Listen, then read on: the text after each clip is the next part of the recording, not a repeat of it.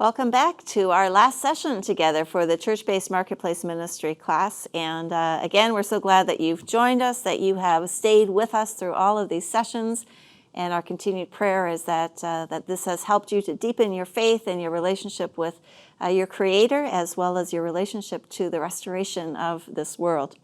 In this session today, what we wanted to look at is how to start a church-based marketplace ministry in your own church, in your own area, how to take some first steps, and what does this ministry look like?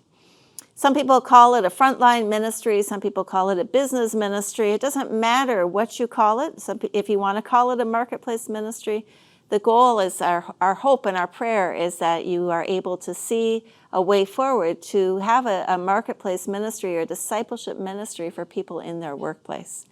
And so to that end, what I would like to do in this session is to share with you from our perspective of discipling marketplace leaders what we have been doing in the various countries where we are working, with the different churches and denominations that we are working, as far as some best practices that we are learning. And we continue to learn, and hopefully you can be part of that learning with us as well as we seek to understand how the church can equip the saints for the work of the ministry from Monday through Saturday. If you remember in the very first session, I said to you that we believe the purpose of Sunday is Monday. And so we need to pivot and do some changing about the way we do Sunday and our time when we are gathered, so that we also are able to be the church every day of the week when we are scattered. And so one of the things I want to start this session off with is to share with you a little bit about what we have learned, especially by doing the research that we have done over the course of 4 years with over 600 businesses and 30 churches, to see what type of impact happens when a church embraces a marketplace ministry. And so we were blessed to be able to do this in 2 different countries with different denominations, and to see some impacts that were positive for the church and for the businesses and for the community. So let me start by sharing a little bit of that with you. What we found for the churches, for those churches that did a marketplace ministry in their church for 2 years, they reported at the end of the 2 years that membership increased by 19%. And so more people were coming into the church.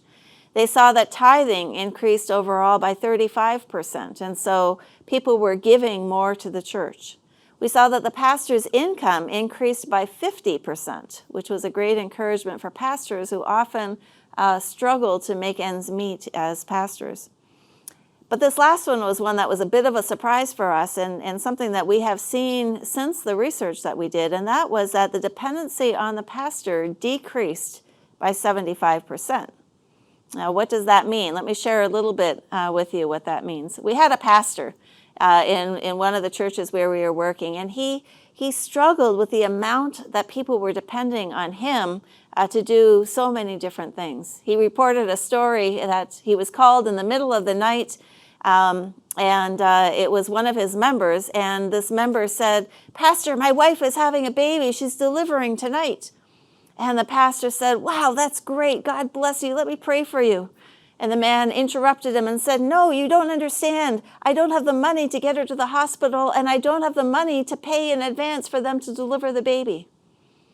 And the pastor, who's in bed, had been asleep. He just kind of shakes his head, and he said, "My son, for 9 months you have watched your wife's belly grow. You knew this day was coming, but you did nothing to prepare for it."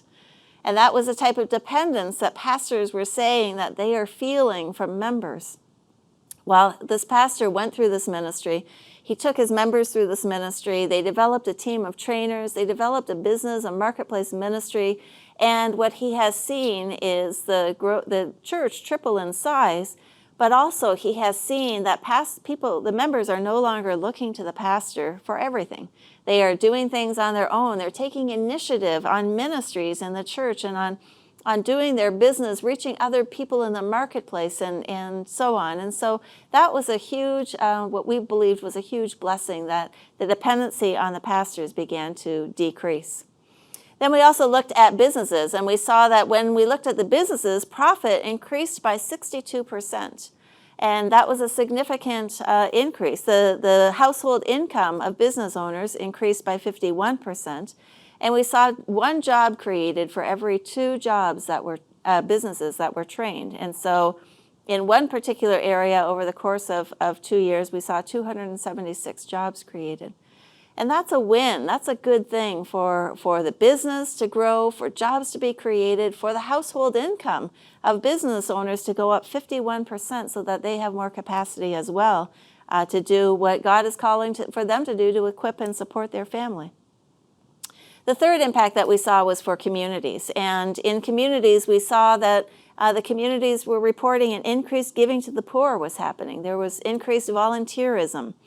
There was more mentoring going on by business people who were mentoring others in business. One thing that they identified is that there was more discipleship of employees. Employees had more poured into them. And then there was also more honest business practices.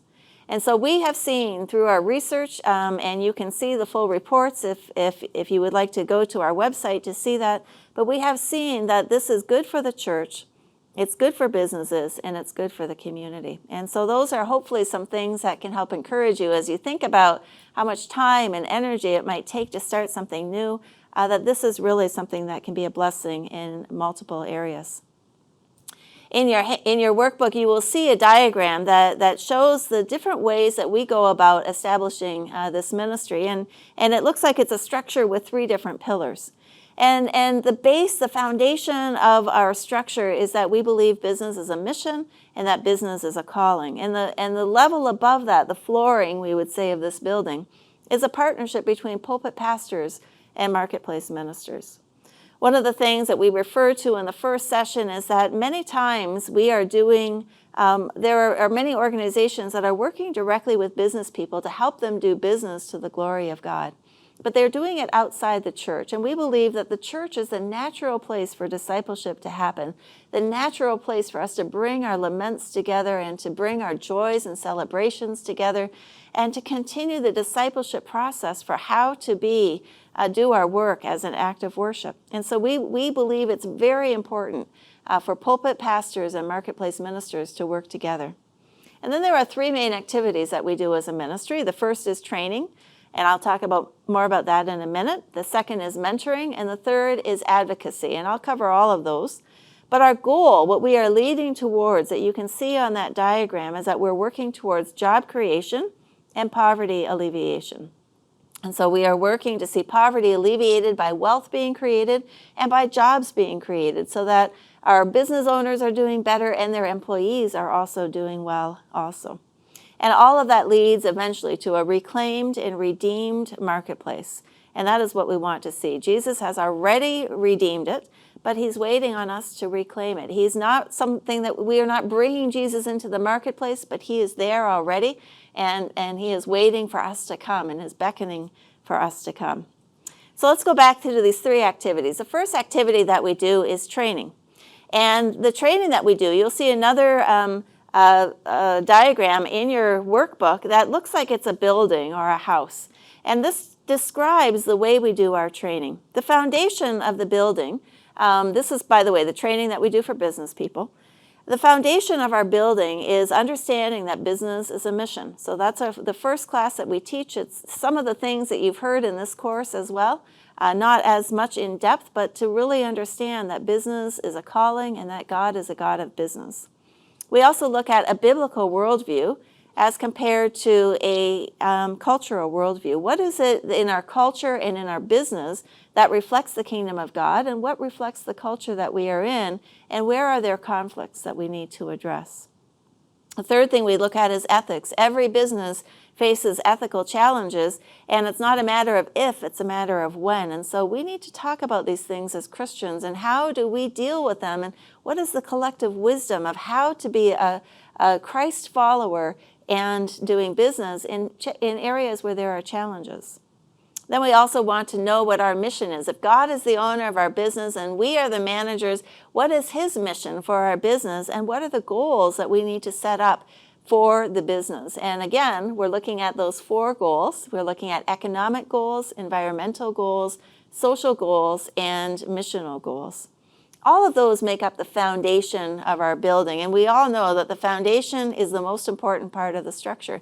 If you don't have a strong foundation, your walls are going to crack, your windows might break, your roof is going to have some leaks in it, you're going to have some problems.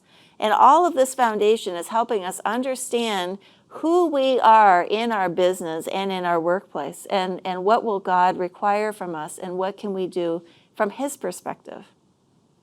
After we finish with the foundation, we go to the walls of the business. And the walls of the business, walls in a building is what protects it from outsiders and from weather and all sorts of things. And the question that we often have to ask ourselves is, how strong are the walls in our business? When we talk about this, we are looking at our own separation of the business from ourselves and the protection of our business usually from friends or from relatives or from church members sometimes even. And one of the things that we see is that oftentimes we don't have walls, we actually have pillars because we have not separated ourselves from the business. And what I mean by that is this. We have a business and all of the business money goes into one pocket. And when I have a need for my family, I go to that pocket and use the money. When my family, extended family has a need, I might go to that pocket. When my church has a need, I might go to that pocket. When friends have a need, I might go to that pocket. And when I need to replace the inventory in my business, I go to that pocket and it's empty. And I have not separated myself from the business. I've treated the business like it's my own family. And it's not. A business should be a separate legal entity. And so we need to have some boundaries. We need to have some protection in there to protect the business from ourselves as well as from others. And so one of the questions we ask is, does a business have friends? And we would say no, a business has customers. Does a business have family? No. You have family if you are the owner, but the business does not have family. Does a business belong to a church? Well, there are some churches that have businesses, but most of the time, you don't see businesses walk into a church. You see the owner walk into the church. And so the business as a separate legal entity needs to be protected. And so we talk about having boundaries so that we can protect the business. In some cultures, that's more difficult than in other cultures. Some cultures are what's considered a warm culture. And a warm culture is a culture where the community is more important than the individual. A cold culture, the individual is more important than the community. The majority of the world is mostly a warm culture where it's very strong on loving the community and loving neighbors. A cold culture is where I come from in North America, and that is where the individual is more important than the community.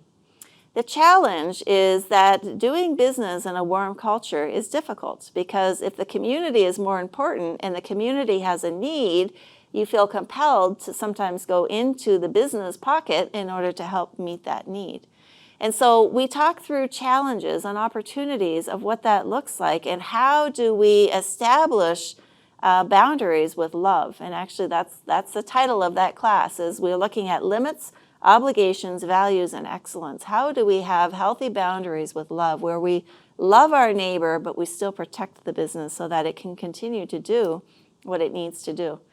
In that, we look at personal budget, we look at salaries, we look at trying to make sure that we are aligning ourselves financially as well with where the business needs us to be, that we are not taking more than what the business can afford to pay us and still have a healthy, growing business. And so we also look at management. From the walls, we then move to the doors and the windows. And the doors and the windows, of course, are what you need in order for people to enter into the business. At the door, you want a wide open door, customer satisfaction, learning how to treat your customers well and to learn from them and to serve them well.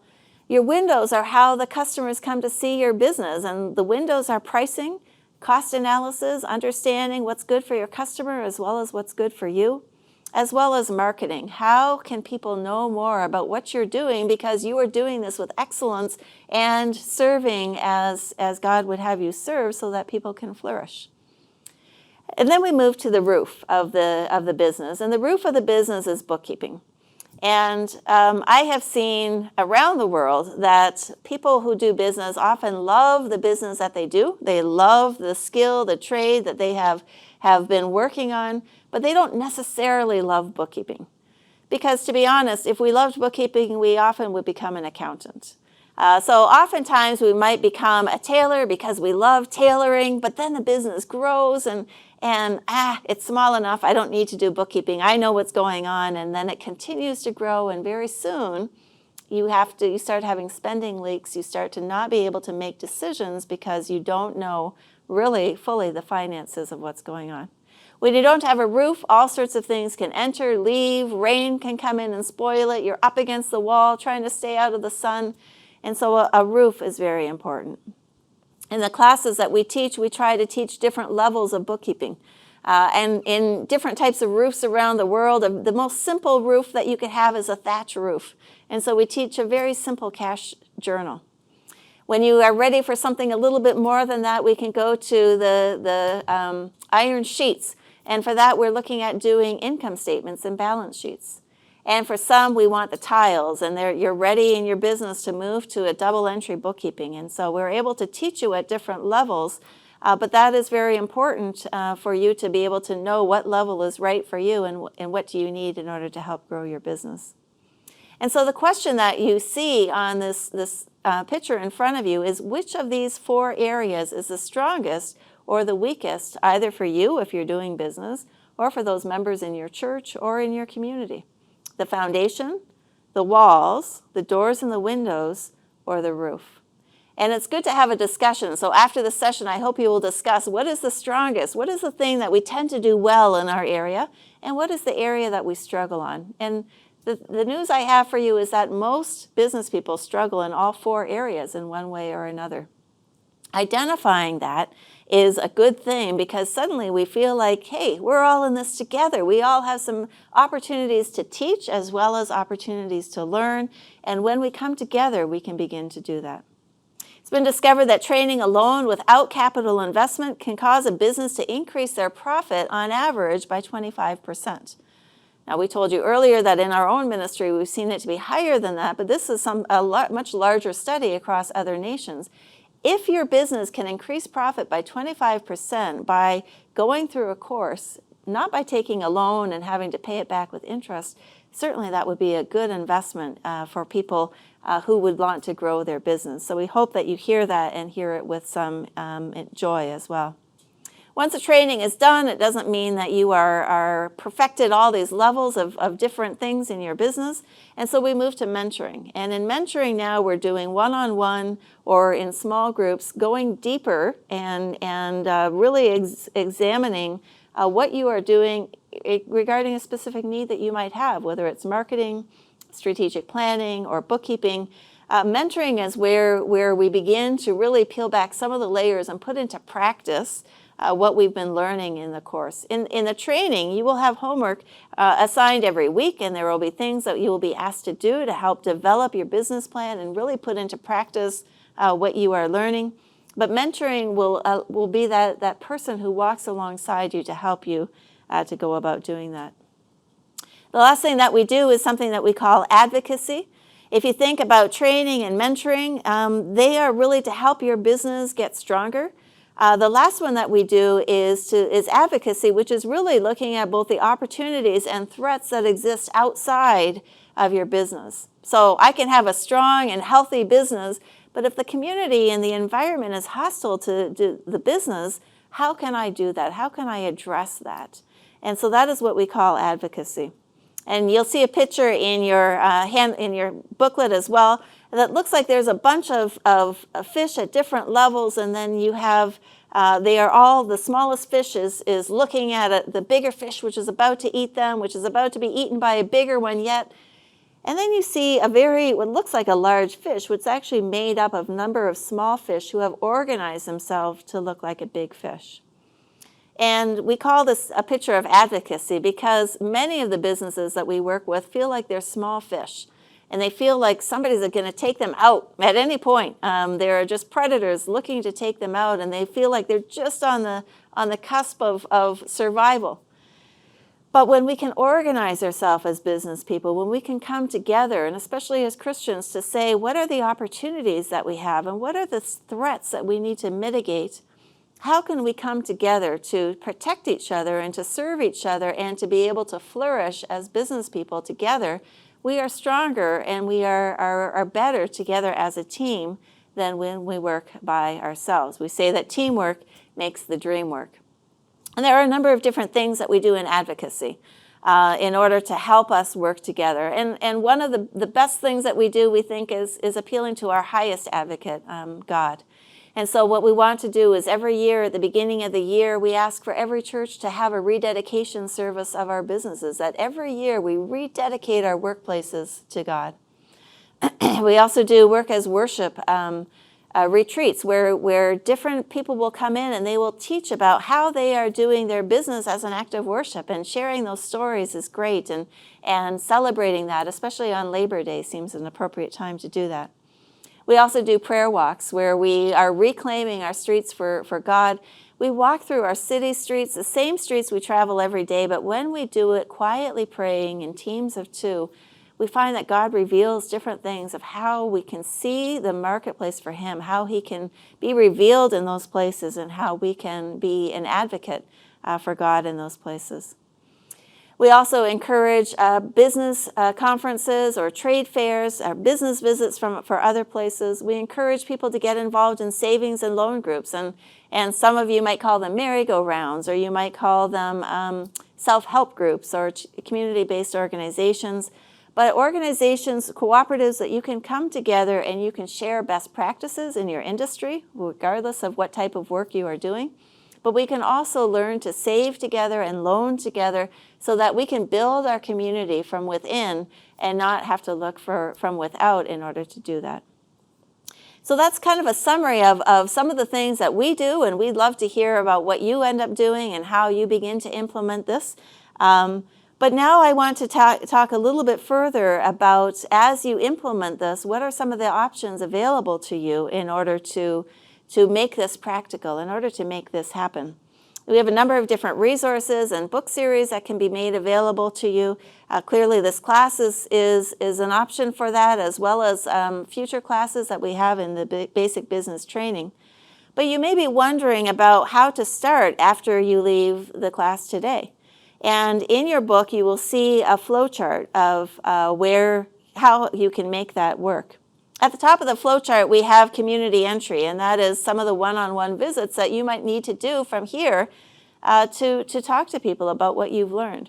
Maybe you are not the pastor in your church and you're a business person and you really feel like this would be important, and we want to encourage you to go have that conversation with your pastor about what you have learned. From there, it would be important to begin to do more information, encourage them maybe to even take this course themselves and to see for themselves what the opportunity is. And maybe you could sponsor your pastor to take this class. Or if you are a pastor, you can discuss then as a church, what does this look like for you to start a marketplace ministry? Once you have done that, our encouragement for you is to build a committee, a ministry committee that is going to take on the leadership of this. Just like you have a youth ministry and you have a youth leader and others that support the leader, you have a children's ministry. Often you'll have a children's ministry director and others who support. We say the same thing for a workplace or a marketplace ministry. We're not expecting the pastor to do this. It's best if the pastor gives oversight, and we want the pastor to say that, yes, this is a ministry of our church, and we claim this, and we believe this is biblical and good, but then hand it off to business people to lead this ministry, as they are the ones in the position and with the connections to really be able to have the energy and time to be able to run that. We have seen over and over again that business people are eager to do this and appreciate the affirmation of understanding that they are part of the kingdom work and that they are not an appendix to mission. And so we ask that as pastors, when they begin to say yes to having this, they identify those leaders, and we ask you to do something that we call a business month. And we have found that to be a good practice, that as pastors understand the need and the opportunity to have a marketplace ministry, that they begin to preach on this and they begin to teach on this. And we have sermon outlines available to you to be able to teach on this. We also have days of devotions that are available for you as the church to go through something together, to understand the need for us to do our work as an act of worship. What we say to the pastor is that this is you turning the soil, to use a farming illustration, so that the soil is ready for the seed. And we need to know that the pastor is behind this and that the pastor believes that this is biblical and important. Once that business month is done, then we would encourage the church to start doing a basic business training and to then commission their marketplace ministers to go out and to be the representatives, the ambassadors for Christ. Often we commission pastors or missionaries, or Sunday school teachers, but we believe that everyone needs to be commissioned for the workplace that they are in and for the gardens or the spheres of influence that they are representing God to, so that we all remember that we are equipped and empowered.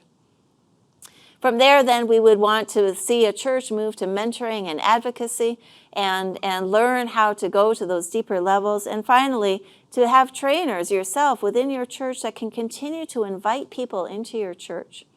Now, what we have seen, as I shared in the previous session, is that churches have grown with this. Churches have invited people from the marketplace, have told their members, each one of you bring one person who would like to see their business grow. And almost everybody does, regardless of their faith. And so they can come to the church, and it's a place where we learn together about how to do business to the glory of God, but we also learn how to do bookkeeping to the glory of God and marketing to the glory of God, and we grow our business. And so we find that that's a great place for people then to join the church and to become part of this community of believers. And so we want to identify trainers and help to equip those trainers so that they can continue this.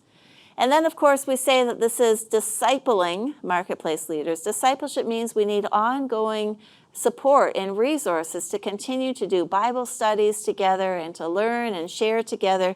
And so ongoing discipleship is what we want to supply members of the church with so that they can continue to do what they need to do in order to do that ongoing discipleship. And so there are many, many resources available that you can learn from, that you can use in order to continue to go deep in how we do our discipleship as a marketplace ministry.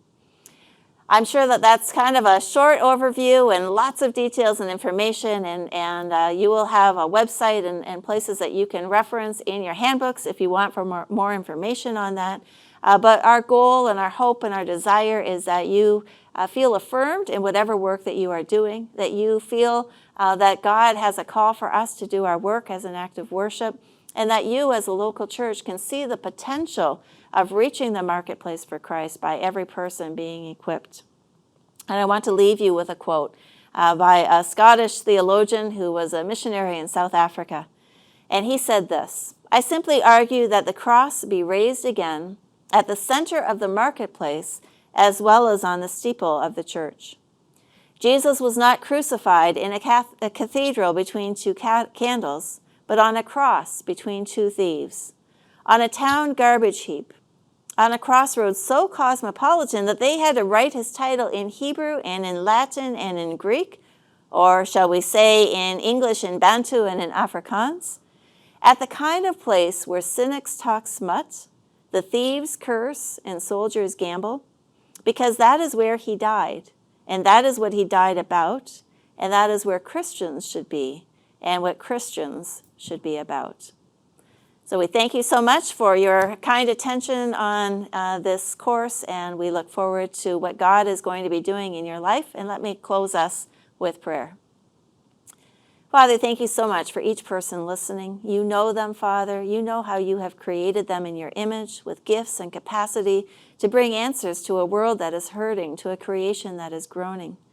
Father, I pray that you speak and whisper to each person that they may know and understand the call that you have given for them to be an answer to the challenges of this world, to help bring the kingdom of heaven on earth a little bit each day. Father, thank you so much for your calling and your equipping, your blessing and your empowering. And I pray as we leave this course, Father, that we may take what we have been given and know how to apply it. Help us to have the wisdom as well as the courage to be able to apply these things, the compassion and the competence to apply it in a way that will bring you glory. Father, we pray, our heart's desire is that your church will be built, that you will be high and lifted up, that you will be glorified in every marketplace, and that people may come to know that you are God who loves us, who is merciful, and who has a plan for our lives. In your name we pray. Amen. God bless you all.